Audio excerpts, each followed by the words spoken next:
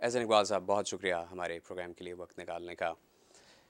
इस वक्त जो पाकिस्तान में चीज़ें चल रही हैं उसमें एक तो अभी रिसेंटली विज़िट किया रिचर्ड होलब्रुक ने भी पाकिस्तान में, और पाकिस्तान ने ड्रोन अटैक्स के हवाले से दोबारा अपना एहतजाज रजिस्टर करवाया और बताया कि ये बहुत नेगेटिव इम्पैक्ट होता है इनका। क्या वजह है, पाकिस्तान क्यों कन्विंस नहीं कर पा रहा कि ड्रोन अटैक्स रोक दिए जाएं?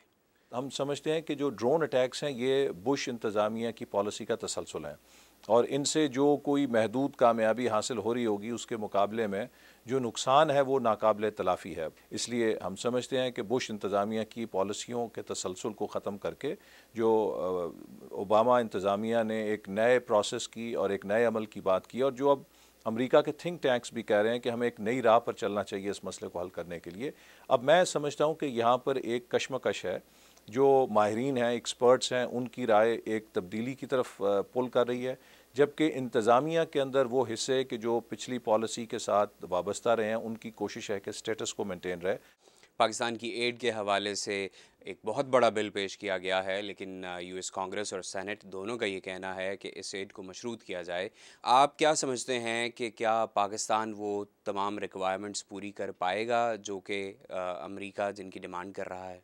वॉर अगेंस्ट टेरर ने पाकिस्तान की मईशत को बहुत बुरी तरह मुतासर किया है। जो ख़ुदकुश बमों के वाक़यात हैं, इसी तरह दहशत गर्दी के वाक़यात हैं, उससे पाकिस्तान का बैनुल अक़वामी इमेज बुरी तरह मुतासर होता है।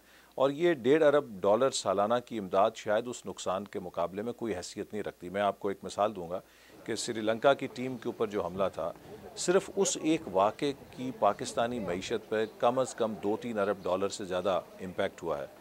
और इस तरह के जो वाक़यात का तसलसल है वो हमारे लिए बहुत इनवैल्यूएबल नुकसान कर रहा है, जिसको आप $1.5 अरब नहीं कह सकते। ज़रूरत इस बात की है कि एक जामे पार्टनरशिप हो, और इस वक्त बाज़ रिपोर्ट्स या अखबारी तज्ज़ियों के मुताबिक या कुछ हलकों की तरफ से ऐसी आवाज़ें भी उठती हैं कि जिससे खुदा न खास्ता पाकिस्तानी स्टेट के बारे में मनफी ख्यालात का इजहार किया जाता है। ये भी बहुत नुकसानदेह है, क्योंकि आप पाकिस्तान को बैक वक्त टारगेट और पार्टनर नहीं बना सकते। अगर पाकिस्तान पार्टनर है तो फिर पाकिस्तानी रियासत के बारे में, उसकी कायम रहने के बारे में किसी को शुबा नहीं होना चाहिए। अगर अफ़गानिस्तान जैसी रियासत जिसमें कोई इदारा नहीं था, कोई आइन नहीं था, कोई कानून नहीं था, 11 साल की खाना जंगी से नहीं टूट सकी, तो अल्हम्दुलिल्लाह पाकिस्तानी रियासत में तो बहुत मजबूत बुनियादें मौजूद हैं। पाकिस्तानी रियासत को कोई ख़तरा नहीं। पाकिस्तान इतना नहायत अहम मुल्क है पूरी दुनिया के लिए इस वक्त, और वो अपनी जंग तो लड़ ही रहा है लेकिन दुनिया की जंग भी लड़ रहा है अपने वेस्टर्न बॉर्डर के ऊपर। क्या ये एक फेलियर नहीं है पाकिस्तान की फॉरेन पॉलिसी का कि इतना सब कुछ करने के बावजूद भी पाकिस्तान के ऊपर उंगलियां उठाई जाती हैं? मैं समझता हूँ यकीनन बहुत ज़्यादा करने की ज़रूरत है, और जो एक बहुत बड़ा हमारा फैक्टर हमारे ख़िलाफ़ जाता है वो ये है कि जो इल्मी महाज है उस पर हमारी प्रेजेंस नहीं है। थिंक टैंक्स के अंदर अगर आप देखिए तो पाकिस्तान के पॉइंट ऑफ व्यू को उजागर करने के लिए हमारे पास अफरादी क़ुव्वत नहीं है। इसी तरह एकेडेमिया की वर्ल्ड में देखिए तो वहाँ पर भी हमने मुकम्मल तौर पर अपने आप को एब्सेंट रखा हुआ है। हद ये कि जो चंद एक पाकिस्तान चेयर्स होती हैं वो भी बसा औकात 2-2 साल खाली रहती हैं, हम उस पर किसी टीचर या प्रोफेसर को नहीं भेज सकते। इसी तरह जो कांग्रेसमैन हैं यहाँ पर, उनके साथ या सेनेटर्स हैं, इंगेजमेंट करने के लिए मुझे नहीं मालूम कि पिछले 1 साल में कितने हमारे पार्लियामेंटेरियंस का इंटरेक्शन हुआ है।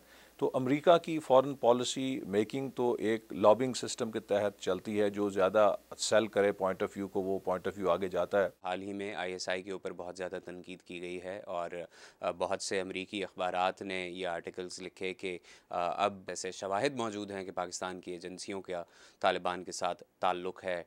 आप क्या समझते हैं कि क्या इस हद पर इस लेवल पर कोई वाकई ही पाकिस्तान की एजेंसीज़ इन्वॉल्व हैं तालिबान के साथ, या जो दीगर एक्सट्रीमिस्ट ग्रुप्स हैं उनके साथ?